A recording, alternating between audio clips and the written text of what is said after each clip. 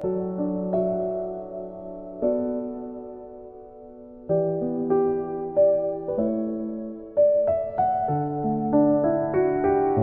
새벽 기도의 시간입니다. 온라인으로 드려지는 새벽 기도회에 경건한 마음으로 주님께 나아갑니다. 8월 20일 말씀 이사야 30장 1절에서 17절까지의 말씀입니다.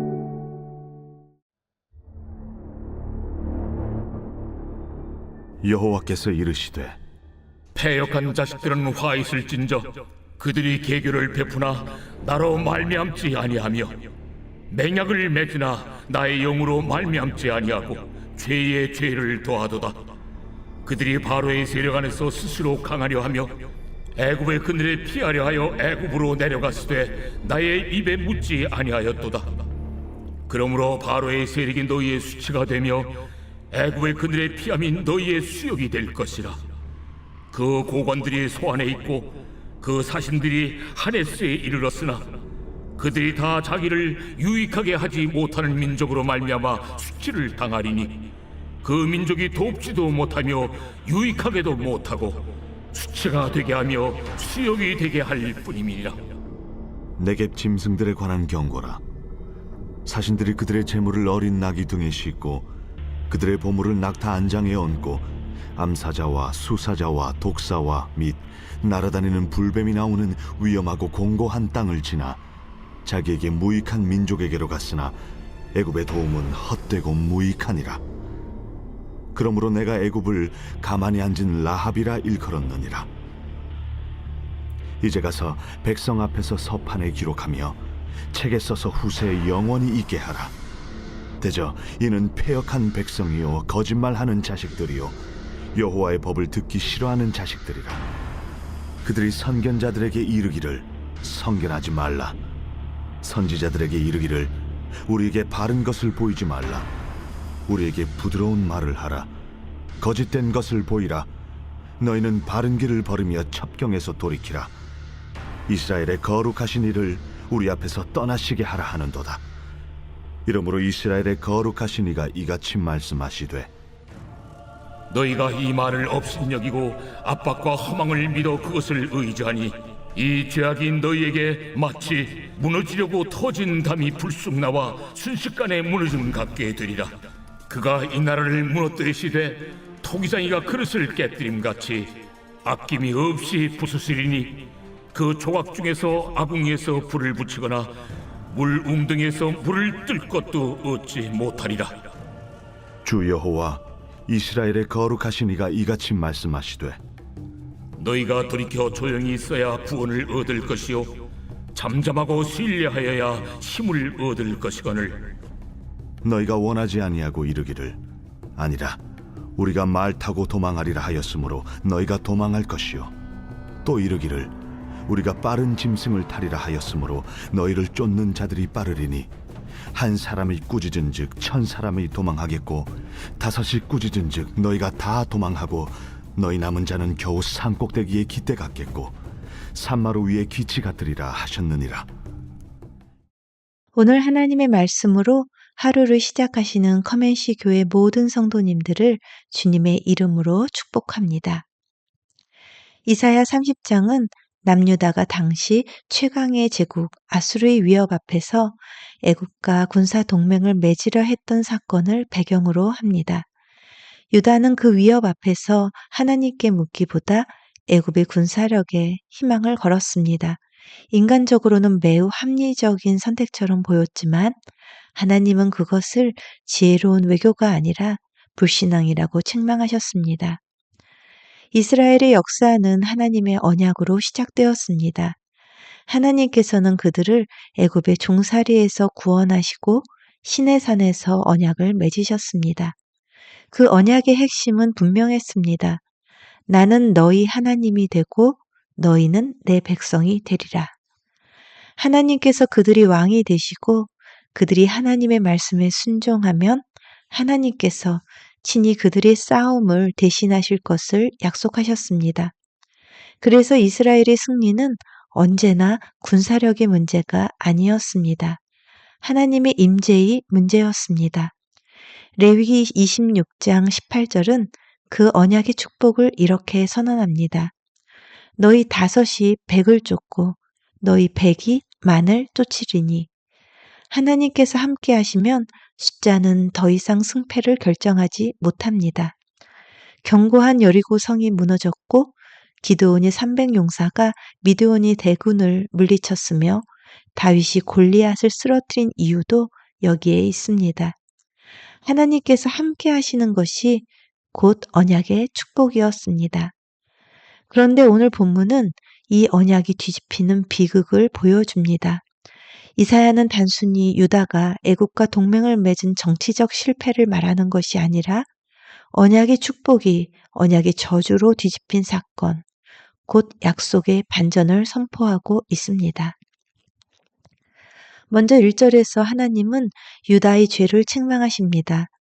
패역한 자식들은 화 있을진저 그들이 계교를 베푸나 나로 말미암지 아니하며, 여기서 하나님은 계획을 세운 것을 책망하신 것이 아니라 문제는 나로 말미암지 아니하다는 것입니다. 유다는 아수르의 위협 앞에서 하나님께 묻지 않았습니다. 그들은 기도보다 외교를 앞세웠고 말씀보다 계산을 신뢰했습니다. 막대한 재물을 싣고 광야를 건너 애굽으로 사절단을 보냈습니다. 사람들의 눈에는 매우 현실적이고 지혜로운 선택처럼 보였을 것입니다. 그러나 하나님은 애굽을 가만히 앉은 라합이라고 부르십니다. 겉으로는 거대한 괴물 같지만 실제로는 아무것도 하지 못하는 존재라는 뜻입니다. 유다는 하나님을 의지하면 얻을 수 있는 안전을 하나님을 떠나 애굽에서 찾았습니다. 여기서 우리는 죄의 본질을 봅니다. 죄는 단순히 나쁜 행동을 하는 것이 아닙니다. 하나님이 없이도 안전할 수 있다고 믿는 것, 이것이 죄의 시작입니다. 하나님보다 더 믿는 것이 생길 때 그것이 바로 우리의 애굽이 됩니다.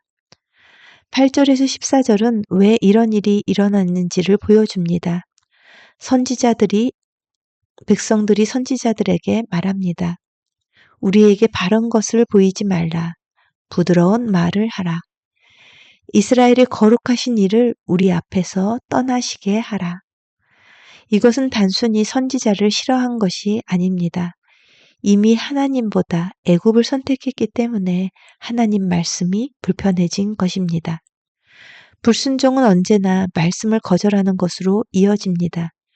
자신이 붙잡은 우상을 포기하고 싶지 않기 때문에 결국 진리보다 듣기 좋은 말을 원하게 됩니다.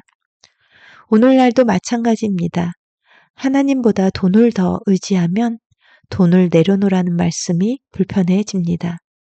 하나님보다 성공을 더 사랑하면 십자가를 지라는 말씀이 부담스러워집니다. 결국 우상이 말씀을 밀어내고 말씀을 밀어낸 자리에 사람이 계산이 들어옵니다. 그래서 하나님은 13절에 그들의 죄를 터진 담에 비유하십니다. 아직은 어떻게 버티고 있어도 순식간에 무너지려고 터진 담. 하나님께 묻지 않은 작은 불순종, 말씀을 가볍게 여기는 작은 타협이 쌓여 결국 하나님과의 관계, 언약도 무너지게 될 것입니다. 그러나 하나님은 심판만 말씀하지 않으십니다. 15절에서 다시 언약의 길을 열어주십니다. 너희가 돌이켜 조용히 있어야 구원을 얻을 것이요 잠잠하고 신뢰하여야 힘을 얻을 것인거늘. 이것이 하나님의 언약입니다. 세상은 더 많은 번거와 더 많은 말을 준비하라고 말하지만 하나님은 돌아오라, 잠잠하라, 신뢰하라고 말씀하십니다. 하나님의 백성의 힘은 군사력이 아니라 하나님을 신뢰하는 데 있습니다. 그러나 안타깝게도 유다는 대답합니다. 16절, 아니라 우리가 말을 타고 도망하리라. 빠른 짐승을 타리라. 하나님을 얼마나 만홀히 여기고 있는지, 하나님보다 겨우 말, 짐승을 의지하겠다는 선언이 참으로 초라하지만 정작 본인은 모릅니다. 마침내 17절에서 이사야는 충격적인 결론을 선포합니다. 한 사람이 꾸짖은즉 1000사람이 도망하겠고 5이 꾸짖은즉 다 도망하고 레위기에서는 너희 5이 100을 쫓고 너희 100이 만을 쫓으리라고 약속하셨습니다. 그러나 이제는 그 반대가 되었습니다. 오히려 한 사람이 꾸짖으면 1000사람이 도망하고 5사람이 꾸짖으면 모두가 도망하게 됩니다. 언약의 축복 공식이 언약의 저주 공식으로 뒤집힌 것입니다. 왜 그렇습니까? 하나님께서 약속을 깨뜨리셨기 때문이 아닙니다. 언약을 떠난 것은 하나님이 아니라 유다였습니다. 하나님을 떠난 순간 언약의 보호도 함께 떠났습니다. 문제는 군사력이 아니라 하나님의 임재였습니다. 과거 하나님께서 함께 하셔서 적은 수가 큰 군대를 이겼다면 반대로 하나님께서 함께 하지 않으시면 많은 군대도 한 사람 앞에서 도망하게 될 것입니다. 오늘 본문은 단순히 세상을 의지하지 말라는 교훈이 아닙니다. 하나님은 우리의 안전도 세상의 힘이 아니라 하나님의 언약 안에 있다고 말씀하십니다. 우리에게도 먼저 하나님과의 관계를 회복하라고 말씀하십니다. 안타깝게도 이스라엘은 하나님을 떠남으로 언약의 축복을 언약의 저주로 바꾸어 버렸습니다.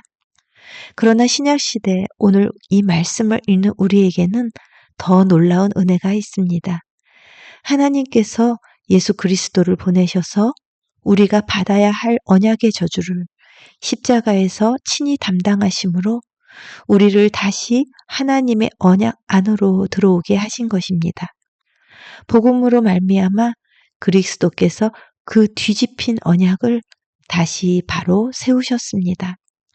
우리는 믿음으로 그리스도 안에서 언약의 축복을 누리는 백성이 되었습니다. 언약을 깨트린 것은 인간이지만 그 언약을 회복하시는 분은 하나님이십니다. 그러므로 오늘 우리에게 주시는 하나님의 말씀을 다시 붙듭시다. 너희가 조용히 돌이켜 조용히 있어야 구원을 얻을 것이요 잠잠하고 신뢰하여야 믿음 힘을 얻을 것이거늘.